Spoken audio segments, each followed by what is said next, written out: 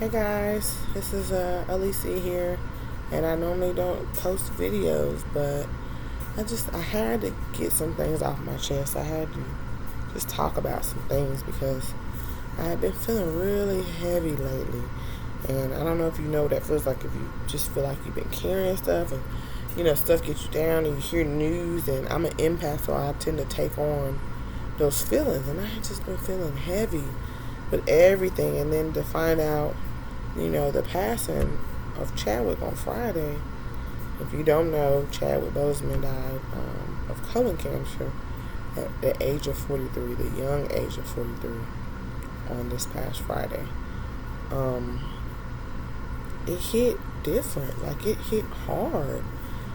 And I think I was just numb to it. Like initially, I didn't have any emotions because it just seems like we can't let up for air this year. Like, what else in 2020? Like, so I think I was numb and stung to the fact, like, I didn't, like, how do I, it was a recent shooting, another shooting by police, and then this, and then it was the same day that Emmett Till was murdered, as the day he passed. You're talking about 60 plus years ago when Emmett Till was murdered on that same day. So, I mean, it was just this whole heavy energy I was feeling that whole day after finding out. And I was kind of like restless. But then I had to think, like, why did I feel like this over somebody I haven't even met? Like, I didn't know him, didn't know his family.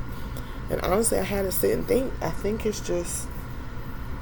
honestly it's the connection he was able to portray. Like it was the life that he was able to bring to the roles that he chose, and like all of the roles that he chose were strategic and just great black men, like roles that just encouraged and empowered our community and then showed us another aspect. Like he was able to transform some of our historical figures and bring them to life on the screen.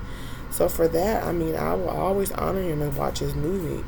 And let me just say that here at my house, in the Fuller house, we are like Marvel fanatics. So when Black Panther came out, and I was pregnant with my daughter, and I was like, I don't care, I'm going to go see this movie in the movie theaters. Like I was super pregnant and feet swollen, ankles and everything. I was like, I'm going to go see Black Panther when it came out. And I just remember feeling such pride in the display. And I think it was such a significance in our community just because we haven't had that. Like, we haven't seen that. Like, I didn't grow up seeing any black superheroes, not in my lifetime. So I think just what he represented for us as a people, as a culture, and for my little black son to see that. I have my 5-year-old. He is obsessed, and he'll hop around the house sometimes and just, I'm Black Panther and that sort of thing. It was so inspiring, and it was so much joy in the atmosphere. And I just remember the pride in the moment, like the feeling of this movie and the accomplishment and what it portrayed.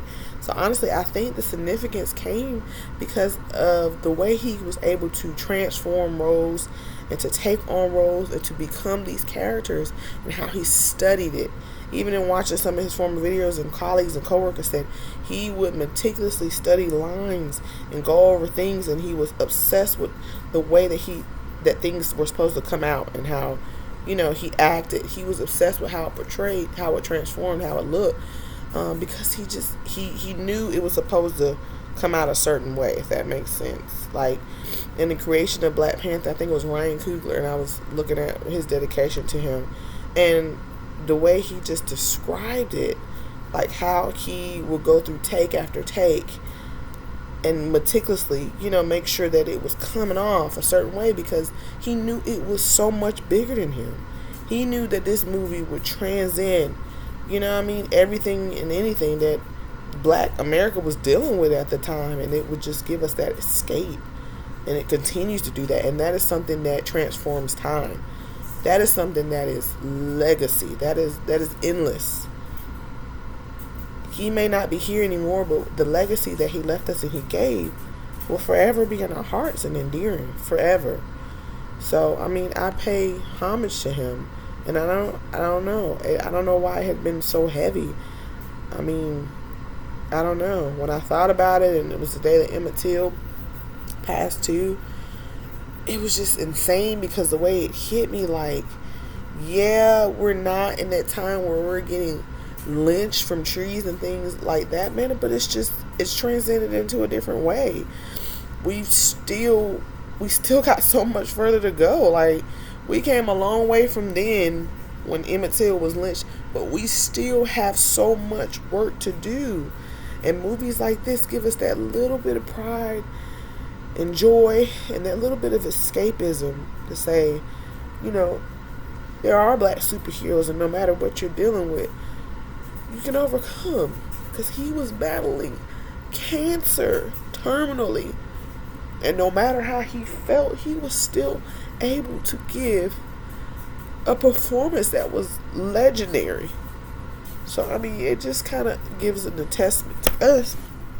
No matter what we're going through and dealing with, we can push through and persevere, because it's so much bigger than us. When we were born and put on this earth, we were already put in place for a purpose.